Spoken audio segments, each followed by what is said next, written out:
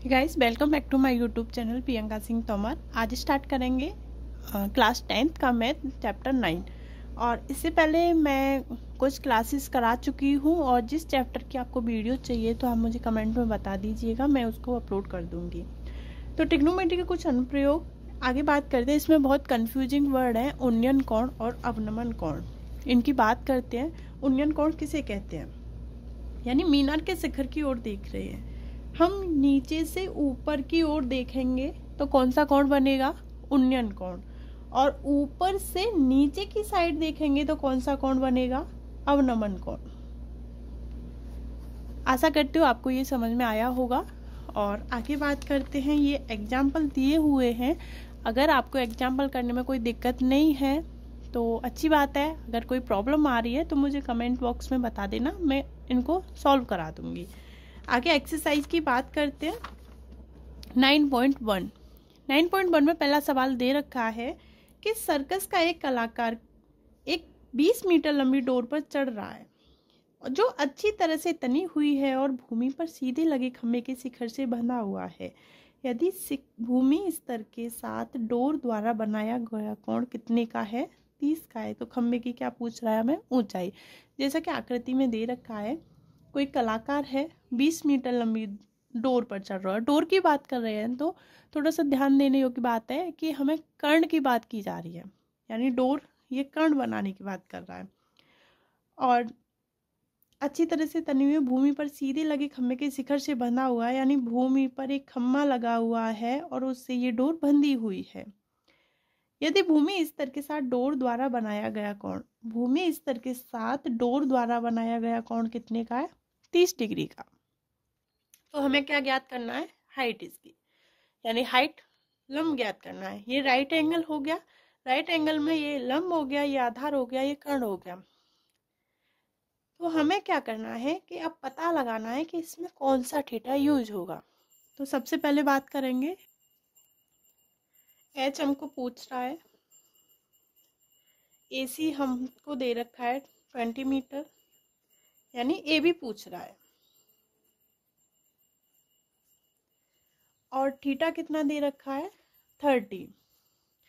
तो देखो मैंने ही बताया था कि LAL लाल बट्टे कक्का पता कैसे करें कि इसमें कौन सा थीटा पुट करें। तो हमारे पास लंब पूछा हुआ है, कर्ण हमको दे रखा है, तो लंब बट्टे कर्ण किसके इक्वल होता है? साइन थीटा के। साइन थीटा इक्वल कितना हो जाएगा? AB upon AC। आशा करती हूँ अच्छे से समझ में आ रहा होगा। तो साइन थीटा कितना दे रखा है? 30। साइन 30। AB कितना है? H। AC कितना है? 20। और साइन 30 की वैल्यू कितनी होती है? 1/2 H/20। 2 का डिवाइड करेंगे, कैंसिल कर देंगे 10 टाइम, तो H कितना निकल के आ गया हमारे पास? 10 मीटर। हाइट कितनी निकल के आ गई? 10 मीटर। आशा करती हूँ ये सवाल अच्छे से समझ में आया होगा। सेकंड क्वेश्चन की बात करते हैं।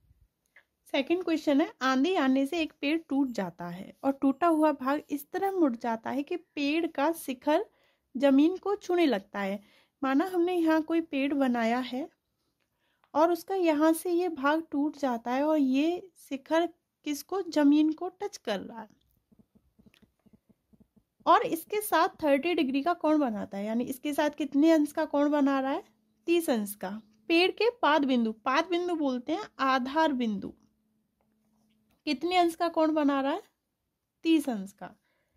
जहां पेड़ का शिखर जमीन को छूता है उसकी दूरी कितनी है? 8 मीटर की। यानी ये शिखर जमीन को छू रहा है तो इसकी दूरी कितनी हो गई? 8 मीटर की। इनका कोई नामकरण कर लो, ABC। इसको C' ले लेते हैं। ये पेड़ टूटा हुआ है, टूट के इधर टच हो गया। पेड़ की ऊंचाई पूछ रहा है, यानी यहां से यहां तक हमें इसकी हाइट पूछी है। तो पहले हम इसकी हाइट निकालेंगे, उसके बाद यहाँ से यहाँ तक की हाइट निकालेंगे। थीटा कितना दे रखा है हमको? 30। अब इसमें हाइट दे रखी है और बेस दे रखा है, यानी हाइट पूछी हुई है, बेस दे रखा है। तो अभी बताया था मैंने LAL लाल बट्टे कक्का। तो देखो यहाँ हाइट पूछ रहा है और आधार दे रखा है, तो लंब बट्टे आधार हो गया, तो इस किसके इक्वल होता है, टेन थीटा के। टेन थीटा इक्वल कितना हो गया, लंब है ए बी और आधार है बी सी। तो टेन थीटा की वैल्यू पुट करो, 10 30। ए बी कितना है एच, ए बी को ए बी रहने दो, और बी सी कितना है 8 मीटर। 10 30 की वैल्यू होती है 1/√3। तो A B equal A B upon 8 meter, cross multiply करो तो ए बी इक्वल हो जाएगा 8/√3 मीटर। ये यहाँ से यहाँ तक की ऊंचाई आई है, अभी यहाँ से यहाँ तक की नहीं आई है। तो हम क्या करेंगे कि ये ए सी भुजा के लिए, यहाँ से यहाँ तक के लिए, यानी ए सी भुजा के लिए